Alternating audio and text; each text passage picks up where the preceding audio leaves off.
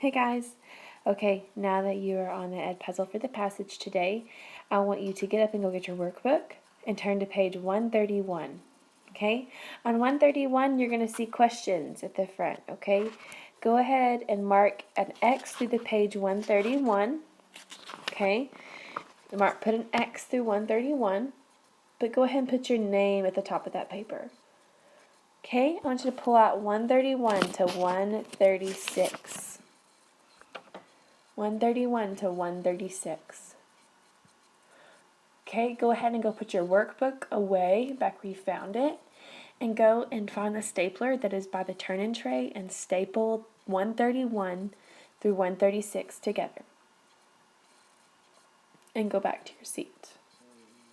Okay, now that you're back at your seat, let's turn to page 132. It's in the back of 131. Okay, 132. Okay, go ahead and put plural at the top. Okay, a lot of you didn't understand what I meant when I said make your prediction and then type done into the text bar. What I mean is make your prediction here on your passage, okay, and then type done into the text box, because it lets me know that you stopped and you did what I asked. You went ahead and made the prediction on your paper, and then you type done into the text box so I know that you've done it. Okay, so if I go back and look at your paper and you haven't done it, but you've marked done, I know that you were lying. Okay, so let's look at number 1, plure. What's it going to be about? Okay, I'm going to write down here, what's it going to be about? You are writing what you think it's going to be about. This is your prediction. You're not writing, what's it about? You're writing, okay, it's called the pause. If you read paragraph 1 real quickly, you can kind of gather that it's kind of a fiction story, okay, possibly.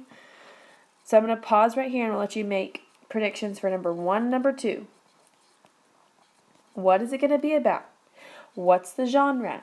Okay, what do you think the genre is going to be? Make your predictions on your paper and then go type done in the text box.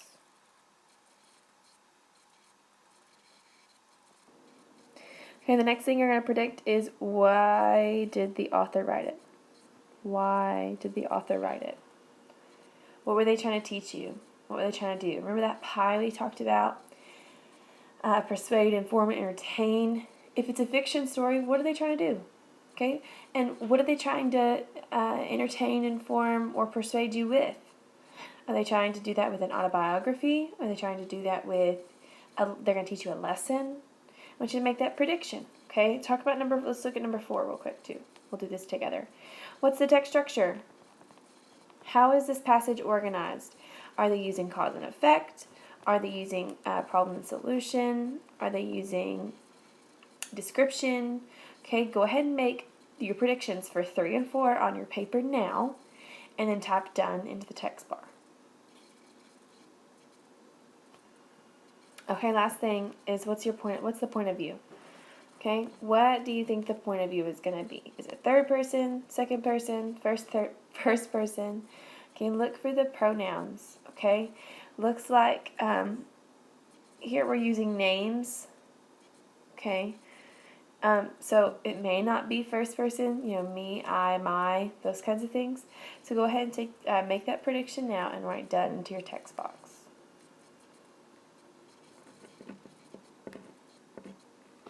Okay.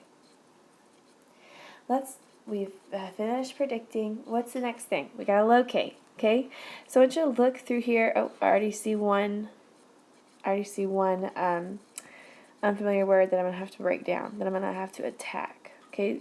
It's the word outrunning. Go ahead and find that word, outrunning. Go over to the next one.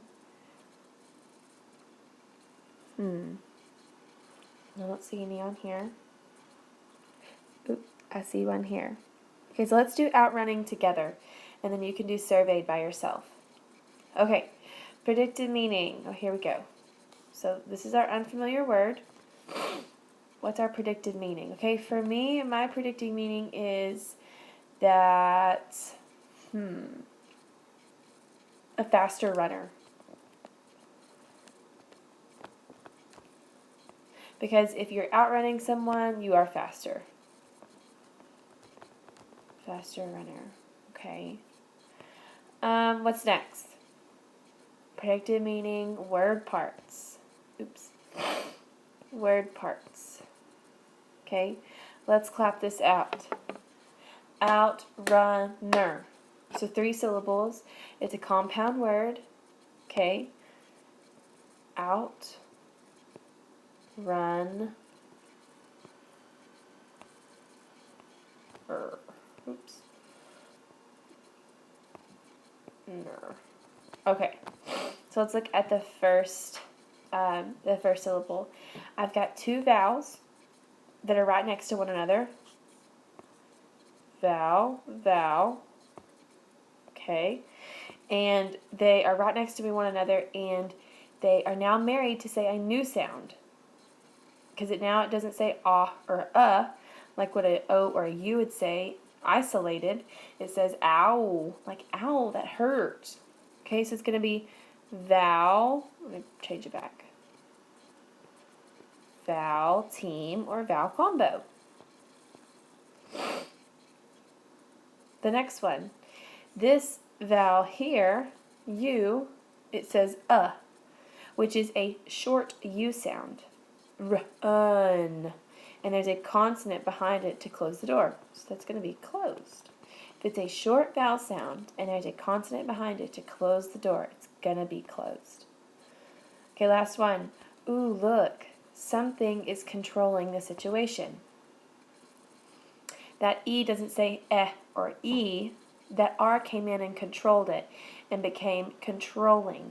So it's going to be a what? R controlled.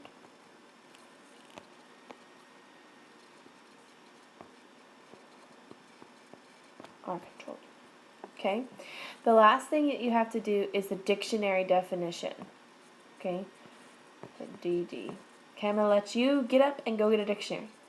Get up. Go get it. Go get a dictionary and find outrunner. Or, guess what? This is a conjugation of a verb. So, you probably need to look for the word outrun.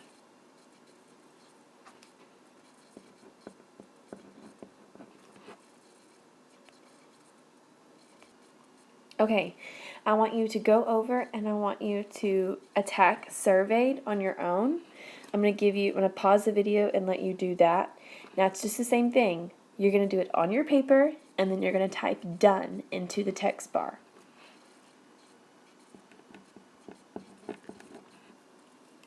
Okay. So what's the next one? We've located, we've predicted. Next one is organizing, okay? The paragraphs are already numbered. So go ahead and organize it. Trust me, I'm not going to be super picky, okay? Like you can bunch these together. You can bunch these together because if there's a lot of dialogue, there's not a lot of meat there, and you guys need meat. Okay, like look here. All that can be bunched together. All that could be bunched together, and really technically 16 through 24 could be bunched together. I'll be okay with that. These could be bunched together. This could be by itself, and then 28 through 33 could be together. Okay? We've it organized.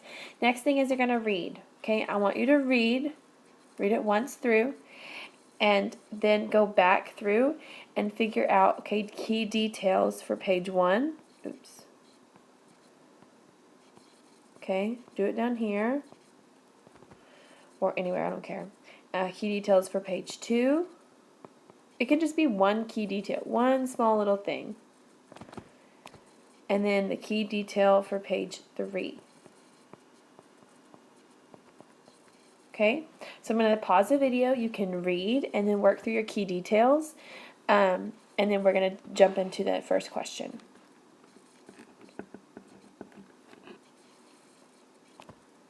Okay, so let's look at the first question.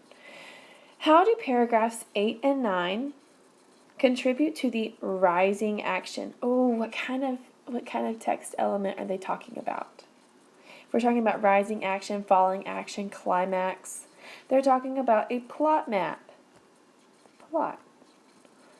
Okay, so this is a plot question. They're talking about the rising action. The rising action is what happens here. So So, okay, how do paragraphs 8 and 9 contribute to the rising action? So we know where we're going to find our answer. Go ahead and put P8 and 9 and jump back over here. Okay, it's across 2 pages. Okay, let's clear this. Martina wished her parents would be a little quieter, for she knew her play didn't merit their roars. She was a small and slow, especially compared to Angie. Angie was a jaguar out there on the field, outrunning everyone. Martina felt like a little donkey, trotting along, trying to keep up. One day, after a typically hopeless practice, Martina complained to her mother, "Maybe I should just quit soccer." Okay, how does this contribute to the rising action? Okay, let's look at A. They introduce how often Martina's soccer team practices and competes. Okay, it doesn't say anything about how much they compete. I mean, yeah, it talks about practice, but it doesn't talk about the oftenness of it. Let's mark that out. B. They provide details about why Martina's parents enjoy watching soccer. Okay, her parents didn't come until the very end, and even then, we got no answer from Martina's mom yet. It was just Martina speaking to her mother. C. They describe Martina's relationship with the other players on her soccer team. Okay, we're just talking about one other player here, and she seems to be a little jealous of her, so I wouldn't say maybe not the relationship. I don't know. Let's hold that one. D. They explain why Martina feels concerned about her skills as a soccer player. Remember, this word concerned means worried. Okay, was she worried? She compared herself to her teammate, saying, "She's a jaguar and I'm a donkey." Okay, it explains her feelings, concerned about her skills. Okay, she's saying she's slow, that kind of thing. So our best answer choice is what? D. Okay, I gave you number 1. You're going to work through the rest of these questions on your own. I'm going to leave this video up, and it's going to start to ding every time a question pops up, and you're going to get a grade. Go ahead and write your grade at the front of page 131. Okay, write it really big and circle it, and then I want you to take this passage and go put it into the tray.